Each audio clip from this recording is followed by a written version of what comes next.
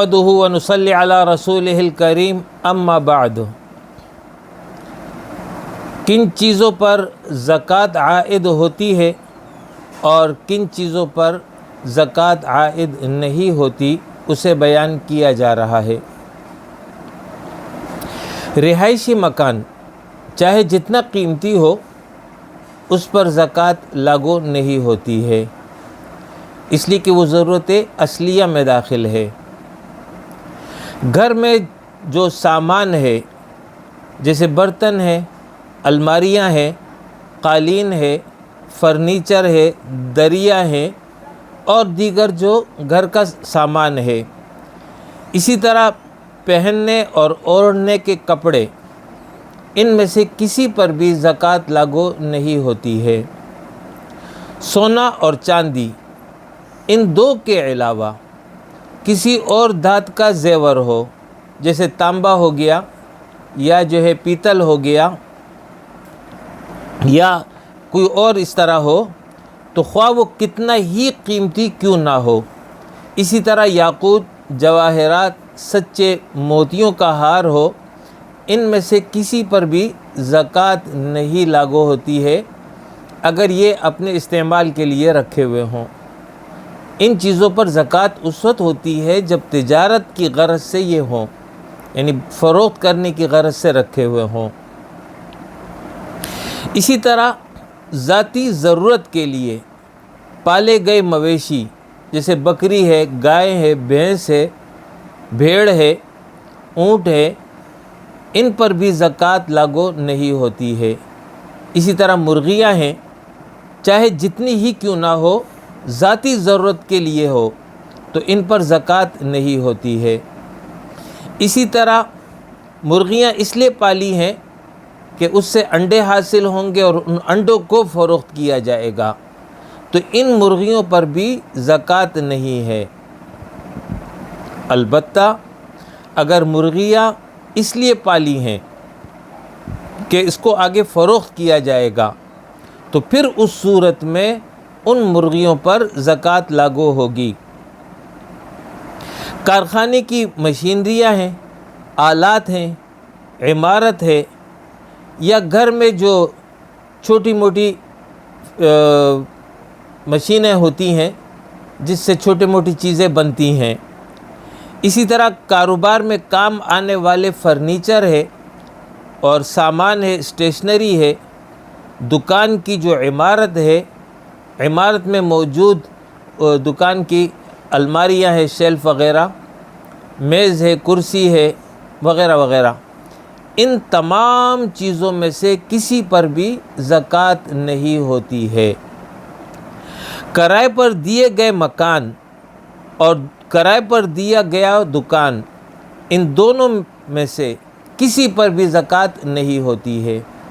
اسی طرح پلاٹ ہے، اس پلاٹ کو جو ہے کرائے پر دیا ہوا ہے تو پھر پلاٹ پر زکوٰۃ نہیں ہے۔ البتہ جو کرائے کی صورت میں آمدنی وصول ہو رہی ہے، سال مکمل ہونے کے بعد، نصاب کا جب سال مکمل ہو، اس کے بعد جب زکوٰۃ ادا کی جا رہی ہو، اس وقت یہ آمدنی اگر موجود ہو تو پھر اس صورت میں اس آمدنی پر زکوٰۃ ہوگی۔ لیکن اگر یہ آمدنی خرچ ہو گئی ہے، کرایہ آتا ہے اور خرچ ہو جاتا ہے، تو پھر زکوٰۃ نہیں ہے۔ کسی نے ہدیہ دیا، تحفہ دیا یا انعام کے طور پر کوئی شے دے دی، اور جس وقت سال پورا ہوا نصاب کا، تو اس وقت جو ہے یہ آپ کے ہاتھ میں، آپ کی ملکیت میں موجود تھا، تو اس وقت جس طرح باقی اشیاء پر زکوٰۃ ہوگی، ان پر بھی زکوٰۃ ہوگی۔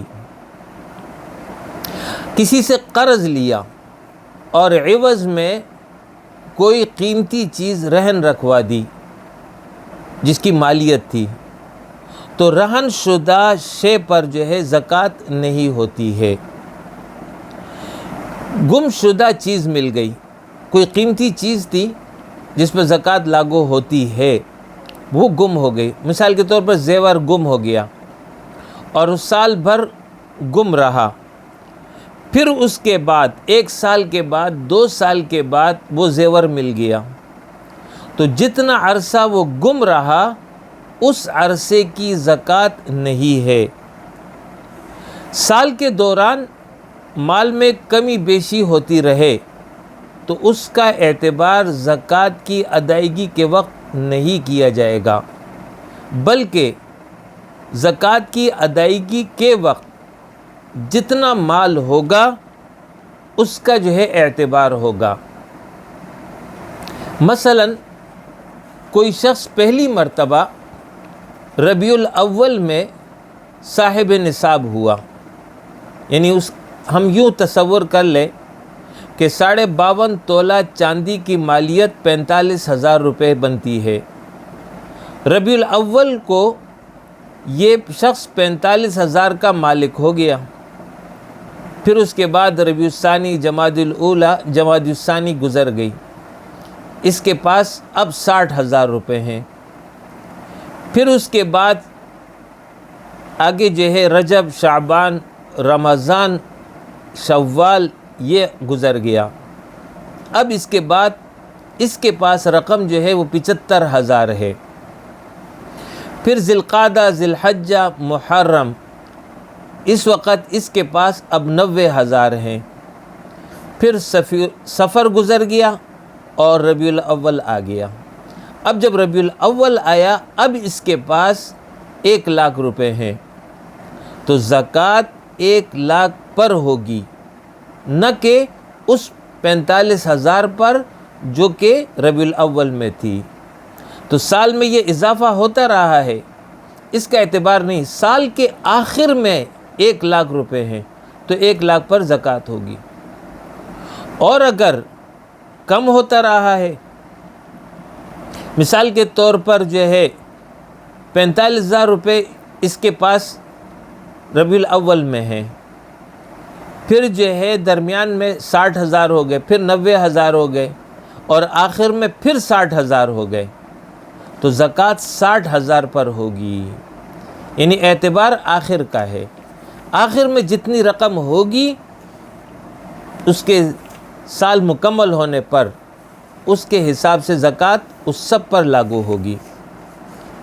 مسافر شخص اگر صاحب نصاب ہے اور اس مال پر سال پورا ہو گیا ہے تو اسے زکوٰۃ دینا لازم ہے، اگرچہ دوران سفر اسے خود بھی زکوٰۃ دی جا سکتی ہے، وہ 8 مصارف میں ایک مصرف مسافر کی بھی ہے، لیکن اگر وہ صاحب نصاب ہے اور سال پورا ہو گیا ہے تو اس کی وجہ سے اس پر اپنے مال کی زکوٰۃ لازم ہو جائے گی۔